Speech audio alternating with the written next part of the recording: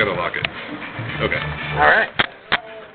My first question, of course, for you, since I am raised by cassettes, is you have an emphasis on your physical. You have cassettes and records of your music released. How important do you feel that is to music today? Oh, I mean, I just like all different kinds of formats. I just think that cassettes are fun. It's super portable and cheap, so that's really cool. So I make a lot of tapes, but records. I mean, I think I would prefer records to other formats, I think, but it's just so expensive, and it's just really hard to manufacture. I still make CDs. I don't know. I think everything has its place, depending on the length of the material. Like sometimes you're just forced to go with a format that fits the length. Like if something's too long, it's got to be on a CD. But I don't know. I think they're all cool. I think one of the things that people miss without physical media is they don't get to do the flipping of the tape or the record, and that's always kind of, something that I've always enjoyed growing up to, where it's just kind of like, okay, this is the first side, and then you're going to, you kind of split an album into two parts in a sense. That's true. It's like an intermission when you have to flip it over. Although, a lot of tape decks will just, go to the next side automatically anyway, but the records, absolutely, you have to flip over. Yeah, I think that's an interesting way to think about stuff, as far as having a record be thematically in two pieces in a way. Yeah, that's really true. Yeah.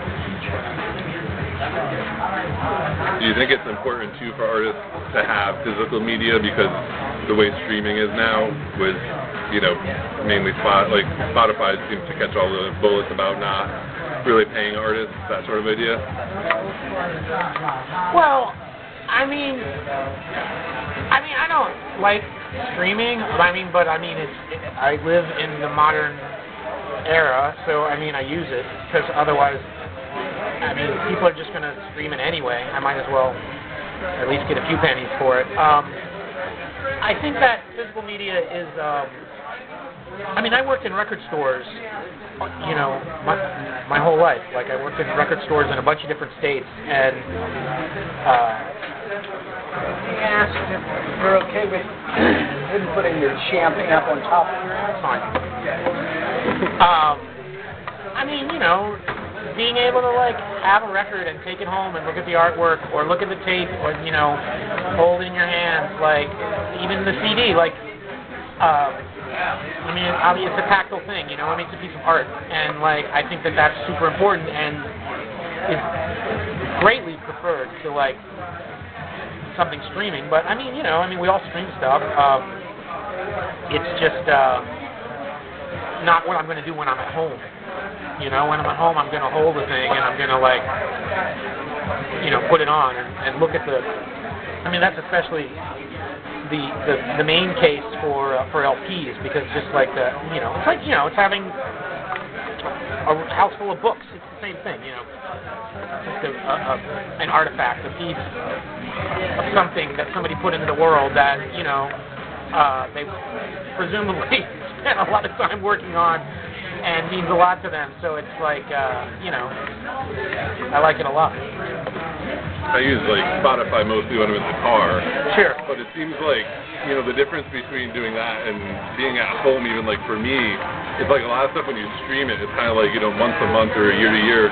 You might not, be streaming the same thing that you were streaming last week. Whereas if you're home and you're looking at your cassettes in front of you, you're flipping through your records, it's they're always there, they're always the same. Whereas in a streaming sense, it seems it's kind of fleeting in a way to think about it, because you might listen to something this month that you're not listening to last month, and that sort of thing.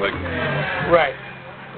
I also DJ a lot, which is all internet radio anyway. So I do that every 2 weeks. So that's, I'm creating podcasts anyway. So I'm not saying streaming's bad, because I contribute to it, several hours a month. But I'm mostly playing records and tapes. It's just, they're getting digitized. on the radio station. But I mean, you know, that's just the way it goes. Yeah. So, when I first heard you, I think it was from Dire Wolves. So from there to now, with the heavy litters, like what's the process of, you know, having different lineups and just, you know, even doing solo albums? Well, the main impetus for, I mean, I'm still doing Dire Wolves, but that was mostly a West Coast band, and when in 2018, I left San Francisco and moved to Philadelphia. And that's when I started doing heavy litters, just because I was on the other side of the country, and I was playing with new people. I continued to play with Dire Wolves, and we would like fly in for tours and festivals, but then COVID put an end to flying in, and for everybody for a long time. But we're still doing it. In fact, we have a new album coming out next month, but we're spread out. A couple of us are still in the San Francisco Bay Area. I live in Philadelphia. Our drummer lives she moved to Amsterdam, so we are quite spread out. But we're still making that happen. I guess another big difference is that Heavy Litters is a lot of it is song-based, which is something that I never really did with Dire Wolves. Dire Wolves was, aside from a few cover songs, well, not really, very few and far between. I think we did like 2 covers, but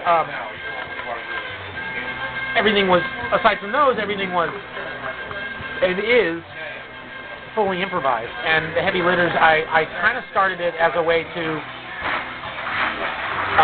try presenting songs that I've written in a band scenario. So, just trying something different. I've been in a lot of different kinds of bands over the last 30 years, and some of it's like song-oriented, and some of it's like, where I've been in other people's bands where like everything is completely written, and they, would give me charts to follow. And then I've also been in a lot of improv bands. So I like mixing the two styles, and so I'm just trying different things. And also I have a bunch of solo records, which are a whole other thing entirely. Those are a lot. You're definitely going to get flagged on Beast of Burden, that's for sure.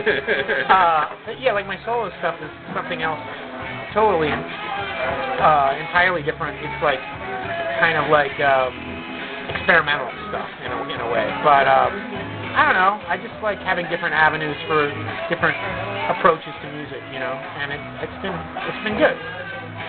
Did you ever kind of combine them where, like, you go up and you'd play like 3 or 4 songs for a live show that you've written, and then just go into something completely improvised? Totally, and I will be doing that tonight. Maybe.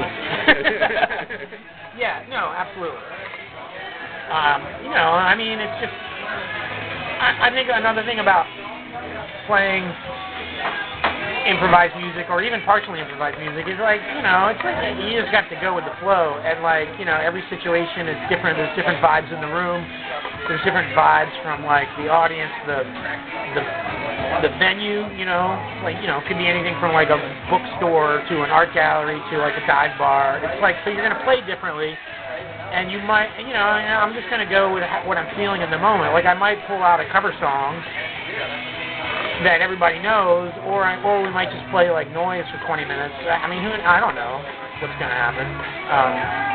But I like to have a bunch of different ideas to draw from, I guess is the point. I don't know. Yeah. So you're in Philly now, and from what I know about Philly, it has like a really good music scene. What would you say about? Honestly, I don't know. I'm not saying it's bad. I'm saying I literally don't know. I moved there about a year or 2 before the world ended, and so not only, for the last 4 years I haven't gone out and seen shows, but also I have 2 little kids, so I don't go out anyway, even if, there wasn't a plague. So I've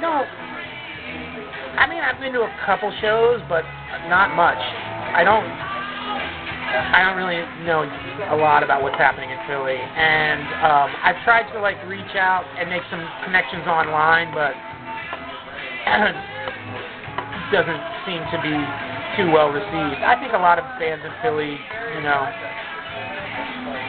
I think they have I don't know, but I get the impression that maybe they have an ill view of like outsiders. I don't know. I'm probably wrong. I hope I'm wrong. So maybe scratch that. I don't know. You've collaborated with a lot of different artists as well. Is there anyone that you would love to do like a collaboration with that you haven't yet?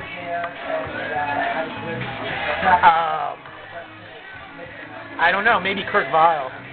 We're neighbors. He literally lives like 3 doors down from me on the same street, but he doesn't know who I am. I see him in the neighborhood all the time. He has no idea who I am. I'm like, dude, like, what's jam?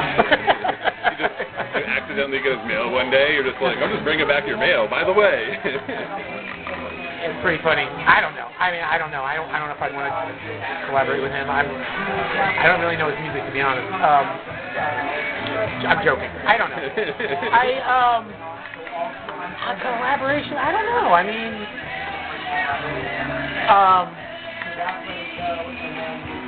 I don't know. I'd have to think about. I don't know. Sorry, not answering this one well. So let's get it. Okay. What do you think is the most important thing, like the biggest thing that someone could do that listens to music to kind of support you? Like, like if Spotify is putting like pennies in your account, like what's something that, someone's like, okay, I really love this musician, I want to support them. Like, what do you think is the best way to do that as a musician? I mean, right now it's probably Bandcamp. Well, it definitely is, because I also have a subscription on Bandcamp where like people can go in and for like $5 a month or whatever, they can get like all kinds of like archival recordings that I've done over the last 20, 30 years. And a lot of people do that, and not a lot, a small but very rabid fan base does that, and that, that's like a couple $1,000s a year that, that pays for like all sorts of things, like recording costs and that, but that's like just that, and you don't have to subscribe, but like people that like download anything on Bandcamp, like most of that money goes to me, most of it, not all of it, they take like 20% or something, but it's way better than any other streaming model for sure. So, I mean, like I just put a new album out that just got released a week ago, and so I'll Google it to see, like, if there's any new reviews or, blah, blah, blah. And I see that it's for sale at a lot of record stores around the world, which is great, obviously. I mean, stores are listing it, so that means they stock it. But also, like, the day that it was released, it's up on, like, 20 file sharing sites. You know what I mean? Like, people are obviously there's nothing you can do about that, and whatever. I'm not complaining. I'm just saying people are going to listen to music and download music without paying for it all the time, and that's fine. But if you want to support an artist, throwing them a few bucks. I mean, the music is getting downloaded anyway. That's not going to change. You might as well support the people that you want to support. Buy a shirt, go to a show. Send me beer money, whatever. Every little bit helps. I know they should have like a fund, like a site, like, because there's a site where you can like pay people, I don't know, like $3 or $5 a month where you give them coffee. There should be like a site like that for musicians, but for gas.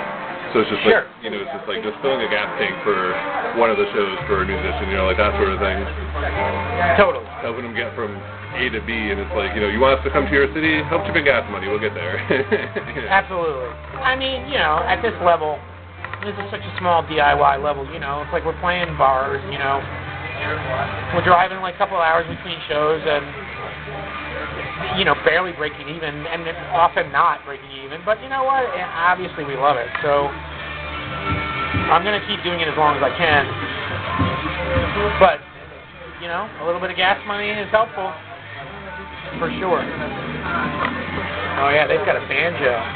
Yeah, the Clementine. Well, Friday is Bandcamp Friday. That's all I got. Is it? I have nothing for Bandcamp Friday. But, well, Bandcamp Friday is nice because Bandcamp doesn't take their, like, 20% or whatever it is. I wish that applied to subscriptions, but it doesn't. So I will still invite everyone to subscribe to my Bandcamp, but it doesn't matter if you do it on Friday or any other day because, you know, I don't get any discounts. But it's pretty cool. It's like here's the real trick. You sign up for the subscription and then you cancel it. And then you immediately are able to download like 30, 40 different albums, and then you don't have to pay anymore. That's you know their tech on subscriptions is not really up to date. Yeah, you just pay one fee and then you get everything. Yeah. You get the whole library, and then you're like, all right, that's it. Why am I still paying everyone? Yeah, done. So do that. Scam me. That's cool. I encourage it. Just give me a Bandcamp too. So I'm not gonna say whether that's good or bad, but. You know. Well, cool, man. I hope that definitely. I hope that was all right. What are you gonna do with this stuff? Do you have plans? Just put it on your website? Yeah, I'm gonna try to put it up. Cool. I'm gonna try to put it up as like a video and see if that works on YouTube because my audio went to. Oh, I'm still on.